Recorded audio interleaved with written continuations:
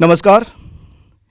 रंगमंच देता है विश्वास, रीजनिंग, बेहतर कन्वर्सेशन। तभी तो कहा जाता है theatre should be a part of education. अस्तित्व, भाषा, संस्कृति और विरासत के आज के अंक में आपकी मुलाकात करवाएंगे एक ऐसी ही शख्सियत से जिन्होंने थिएटर में डॉक्टरेट किया हुआ है। फिर उनसे बेहतर इस विषय पर संवाद कौन कर सकता है। J&K academy of art, culture and languages में बतौर सीनियर ड्रामा इंस्ट्रक्टर कार्यरत हैं डॉक्टर सुधीर महाजन। सर, एक्सेलसियर स्टूडियोज़ में आपका बहुत बहुत स्वागत है। जी राजेश्वर जी, आपका भी बहुत बहुत धन्यवाद कि आपने मुझे यहाँ इनवाइट किया, और एक्सेलसियर स्टूडियो का भी कि आज हम यहाँ आपके साथ गुफ्तगू कर रहे हैं, और वो भी रंगमंच को लेके, अस्तित्व को लेके। सर, जम्मू में रंगमंच की बहुत पुरानी परंपरा रही है। हमने तो खैर वो देखा नहीं, लेकिन सुनने में आता है कि बड़े बड़े दिग्गज यहाँ पर निर्देशक हुआ करते थे, जैसे रतन शर्मा जी। या फिर रामलीला के हवाले से बात की जाए तो रामलीला काफ़ी पॉपुलर इसी यहाँ से जो भी एक्टर थे, जैसे ओम प्रकाश जी भी यहाँ पर काम कर चुके हैं रामलीला में। दीवाना मंदिर में बिल्लू मंदिर की रामलीला भी बहुत प्रसिद्ध थी, तो उनको भी हम एक तरह से रंगमंच का ही पार्ट समझेंगे। तो अतीत का रंगमंच, वर्तमान का रंगमंच, अतीत के रंगमंच से आप भी जुड़े हुए हैं, वर्तमान में भी जुड़े हुए हैं, और भविष्य में रंगमंच की क्या संभावनाएं देखते हैं आप? जी, ये तो बहुत एक लंबा सा सवाल है कि अतीत का रंगमंच और अपना प्रेजेंट का और भविष्य का। तो मेरा मानना यह है कि अतीत का ही वो उन लोगों को सलाम करना चाहिए, उनको नमस्कार करना चाहिए कि वो लोग थे जो पास्ट में जिन्होंने रंगमंच, कहता है कि माइल जो स्टोन्स होते हैं हमें वही दिखते हैं, लेकिन उससे पहले का जिन लोगों ने रास्ता बनाया होता है उन्हें हम भूल जाते हैं। जिन लोगों का आपने नाम लिया कि रतन शर्मा जी हैं, और आपने और दूसरे लोगों का नाम लिया, लेकिन मैं इसके बीच में और बड़े सारे लोग ऐड करना चाहूँगा। इसमें अबरोल साहब थे, दीनू भाई पंत थे, या आप कह सकते हैं कवि रतन जी थे, या उसके साथ में प्रोफेसर रामनाथ शास्त्री थे। तो आप किस किस को भूलेंगे इसमें, क्योंकि वो एक ऐसी पीढ़ी थी, और एक उनके भाई बड़े भाई विश्वनाथ खजूरिया जी, और उन्होंने, आप पास्ट की बात करने जा रहे हैं कि 1935 में आपको पता है कि जो नाटक अभी जिस तरह से पूरे देश भर में, या आप कह लीजिए कि विदेशों में हो रहा था, उस तरीके से जम्मू में उस तरह का चलन नहीं था नाटकों का। फिर भी उन्होंने एक वन एक्ट प्ले जो है, जिसको आप कहते हैं कि डोगरी का पहला नाटक है, वो विश्वनाथ खजूरिया जी ने अछूत लिखा शायद 1935 में। तो 1935 से पहले की जो कुछ परंपरा हैं वो तो हमारा एक लोक रंगमंच ही, भक्तियाँ जो है वो था। लेकिन उसके बाद का जो पीरियड जो है 1935 से लेके आप सीधे आ जाइए आप 1970 तक, कि इसके बीच का जो एक रंगमंच है वो थोड़ा आप उस तरह से कह लीजिए कि अपने शैशव काल में ही था अभी। तो वो लंबा सफ़र 35 साल का होता है, लेकिन उसके बीच में कोई इतनी बड़ी क्रांति नहीं हो पाती है, इतना बड़ा कोई बदलाव देखने को नहीं आता है। तो फिर ये 70 का जो दशक आता है, उसके बीच में कुछ हमारे कबीर रतन जी जो हैं वो कुछ वहाँ से ट्रेनिंग याफ्ता है, NSD से आते हैं वहाँ से। तो एक आधुनिक रंगमंच का जो है वो एक सिलसिला जहाँ से शुरू करते हैं, और उसके बाद का रंगमंच जो है एक बड़ी ज़बरदस्त पीक पकड़ लेता है, जिसको आप कहते हैं कि रफ्तार पकड़ लेता है, पेस पकड़ लेता है, गति पकड़ लेता है।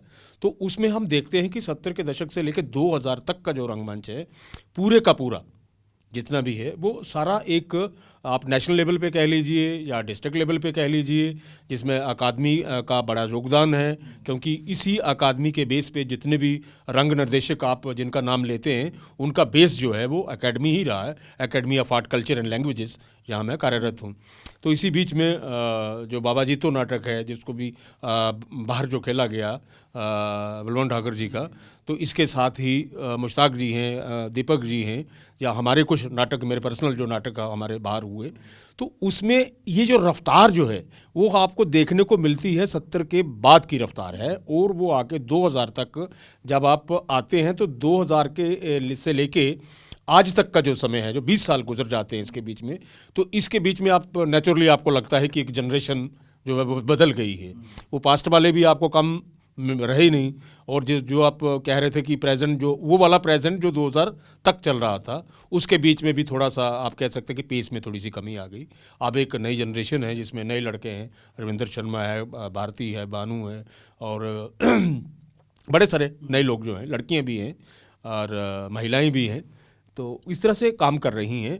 लेकिन अब समस्या ये है कि ये इस तरह का जो नाटक करना इन लोगों का, ये एक नई सोच के साथ लोग आगे आए हैं।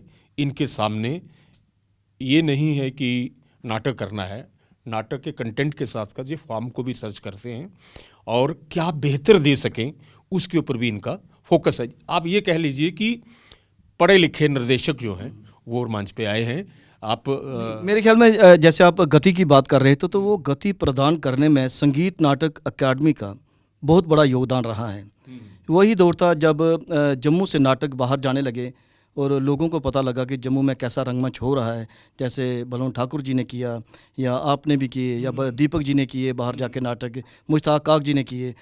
लेकिन एक बात है, जम्मू रंगमंच की बात की जाए तो सरपंच नाटक शुरुआती नाटक माना गया है, जिसने जम्मू रंगमंच को गति ना भी कहें तो शुरुआत तो दी ही। मैं पहले मान चुका हूँ उस बात, लेकिन हमें लोगों को नमस्कार करना भूलना नहीं चाहिए। लेकिन मेरा कहने का मतलब यह था कि सरपंच नाटक डोगरी में लिखा गया, लेकिन उसके बाद ज़्यादातर नाटक जो हुए, हालांकि ये सत्य है कि जो नाटक बाहर गए वो डोगरी भाषा में ही गए, लेकिन ज़्यादातर नाटक जो जम्मू रंगमंच पे खेले गए वो अलग अलग भाषाओं के थे। ज़्यादातर हिंदी भाषा के नाटक खेले गए। आज भी एकेडमी में जो भी एनुअल ड्रामा फेस्टिवल होता है, वहाँ पे डोगरी नाटक बहुत कम खेले जाते हैं। इसके बारे में आप क्या कहते हैं? बिल्कुल, जो पुराने लोगों की आप बात कर रहे हैं, जैसे दीनू भाई पंत साहब थे या प्रोफेसर रामनाथ शास्त्री थे, वो एक मिशन के साथ, क्योंकि 47 हो चुका था और साहित्य अकादमी जो है वो बन चुकी थी, अपनी अपनी भाषाओं को, उसकी परंपरा को, उसके साहित्य को तलाशने की एक जिसको कहते हैं कि प्रयास हो रहा था। तो उस प्रयास के ये नतीजे हैं कि भाई अब गुजराती में लोग लिख रहे हैं, मराठी में लिख रहे हैं या पंजाबी में लिख रहे हैं, बलवंत गार्गी है वहाँ बादल सरकार हैं, तो क्यों ना भाई हम भी अपनी डोगरी भाषा में कोई नाटक ढूंढें। तो वो जो मिशनरी ज़ील थी वो उसका नतीजा है। लेकिन उसके बाद तो एक आप देखते हैं कि पूरा हिंदी नाटक के बीच में एक ब्लास्ट होता है पूरे का पूरा, कि इतने हज़ारों नाटक आ जाते हैं। वो सुरेंद्र वर्मा आते हैं, वहाँ मोहन राकेश आते हैं, वहाँ धर्मवीर भारती आते हैं, और मराठी में आप देखें कितने कितने मतलब विजय तेंदुलकर। क्या ऐसा है कि डोगरी लेखक नाटक लिखते नहीं थे उस दौर में? क्योंकि डोगरी में तो आपने काफ़ी रिसर्च भी की हुई है, आपने रंगमंच पे डॉक्टरेट किया हुआ है, तो डोगरी में अवेलेबल तो है नाटक। फिर ऐसी क्या वजह है कि डोगरी में नाटक वैसे हो नहीं पाते? क्योंकि जैसे आपने भी रविंद्रनाथ टैगोर के भी नाटक आपने डोगरी में ट्रांसलेशन करके किए हुए हैं। क्या मूल लेखक डोगरी का जो है वो नाटक उस लेवल का लिखता नहीं है? क्या वजह है कि डोगरी के मूल नाटक अब उतने नहीं होते जितने हिंदी के होते हैं? वो भी जब हम अस्तित्व की बात करते हैं तो अस्तित्व हमारा अपनी भाषा के साथ ही जुड़ता है। देखिए, ये बात तो कहना बड़ा मुश्किल है कि हम कैसे कह सकते हैं कि उस तरीके के नाटक लिखे नहीं जाते। सवाल ये नहीं है, नाटक के बीच में रंग मंचिता को खोजने की बात है कि एक मतलब नाटक लिखा गया है और आपको लग रहा है कि ये शायद मंच पर खेलने के उस तरह से शायद इसका स्कोप नहीं है, तो यहाँ पे आके जो निर्देशक है, निर्देशक की पकड़ का पता चलता है कि आप कितने काबिल निर्देशक हैं। आप मुझे देखिए, मुझे कोई अखबार का पीस दे दीजिए, मैं उसका नाटक आपको बना दूंगा, न्यूज़ पे बना दूंगा। मेरे अंदर मुझे अपनी कैपेसिटी का पता है, सपर्ती का पता है। ऐसा नहीं है कि उन लोगों के पास कैपेसिटी नहीं है या समर्थता नहीं है। बात यह है कि इतना मतलब मेहनत क्यों करनी, किस लिए करनी? क्यों ना कोई इस तरीके से ही मिल जाए कि जो बना बनाया हो और हम एक्टर्स को बुलाएं, आर्टिस्ट को बुलाएं और उनको अपनी अपनी लाइन्स दे दें और कहें। मैं एक्सपेरिमेंट की बात कर रहा हूँ, प्रयोग थिएटर की बात कर रहा हूँ। आप करिए, एक बार फेल होगा प्रयोग, दूसरी बार होगा, तीसरी बार खुद ब खुद आप नहीं लिखे जा रहे हैं तो आप राजेश्वर जी से कहूँगा, राजेश्वर जी मुझे ये इस तरह की चीज़ें चाहिए, तो आप प्लीज़ इस तरीके से लिखिए। तो ये एक डायरेक्टर और राइटर दोनों के बीच में जो अस्तित्व की आप बात कर रहे हैं, जिसकी आप खोज की बात कर रहे हैं, अपनी मातृभाषा में लिखने की बात कर रहे हैं, तो वो बिना निर्देशक और राइटर के पॉसिबल शायद नहीं है। मेरा ये मानना है, आपकी कोई और दूसरी राय भी हो सकती है। नहीं, आप बिल्कुल सही कह रहे हैं, क्योंकि ये माना गया है कि नाटक जो भी है वो एक प्रोसेस से गुजर कर लिखा जाता है। ऐसा नहीं होता कि आप घर में बैठकर नाटक लिखें वही आपका स्टेज हो जाएगा। नाटक सर बिल्कुल कह रहे हैं, सही कह रहे हैं कि नाटक लिखा जाता है रिहर्सल के दौरान। जो फाइनल शेप में नाटक आता है जिसे हम बाद में प्रिंट करते हैं वो आता है रिहर्सल के दौरान। मंच से पहले कंप्लीट स्क्रिप्ट बनती है। कोई घर में बैठकर नाटक नहीं लिख सकता, अगर लिख सकता है तो वो फिर इतना अच्छा मंचित नहीं हो पाता। हो सकता है आप अपना एक्सप्रेशन कौन रोकता है? आप कुछ भी लिखिए, आपको कौन मना कर सकता है? लेकिन ये तो एक पब्लिक के पास जाने वाली चीज़ है, लोगों ने देखना है। और नावल में, कहानी में, दोनों में फ़र्क यही है नाटक में कि नाटक एक किताब की तरह उसको शेल्फ में नहीं रखा जाता है। वो नाटक लोगों के सामने आता है, उसे पब्लिक देखती है, ऑडियंस देखती है और इंस्टेंट रिएक्शन है। आप किताब पढ़ रहे हैं तो आप अकेले आदमी का रिएक्शन है, कोई कहानी पढ़ रहे हैं, कोई नावल पढ़ रहे हैं। बट जब आप नाटक देख रहे हैं तो उसमें 1000 लोग, जब 500 लोग, 700 लोग हैं, वो 700 लोग उसको अपनी इंटरप्रिटेशन के हिसाब से देख रहे हैं। तो it's a very difficult thing I think. आपने नाटक पढ़ा भी है और आपने बेशुमार नाटक एज एक्टर भी किए हैं और एज निर्देशक भी किए हैं। उसके बाद कल्चरल एकेडमी में आप कार्यरत हैं। आप क्या समझते हैं कि नाटक को वही गति देने के लिए आज के दौर के जो निर्देशक हैं उनको भी कौन सा ऐसा कदम उठाना पड़ेगा कि राइटर्स के साथ बैठकर वही परंपरा की शुरुआत हो और नाटक वास्तव में वैसा ही लिखा जाए जैसा कि लिखा जाना चाहिए? उसके लिए क्या प्रयास करने की ज़रूरत है?